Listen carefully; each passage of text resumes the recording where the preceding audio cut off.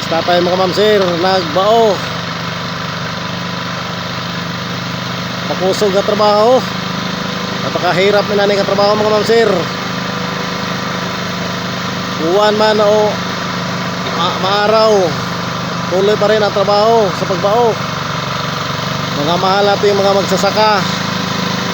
Saludo ako kay tatay, wala tayong bigas pag wala ang mga magsasaka.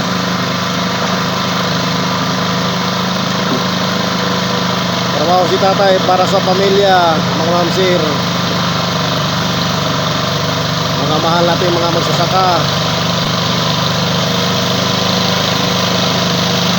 Bao ang tawagan ni diri sa mga ma'am sir. Si tatay patuloy gapon sa pagbao. Ang lakas ng bao ni tatay.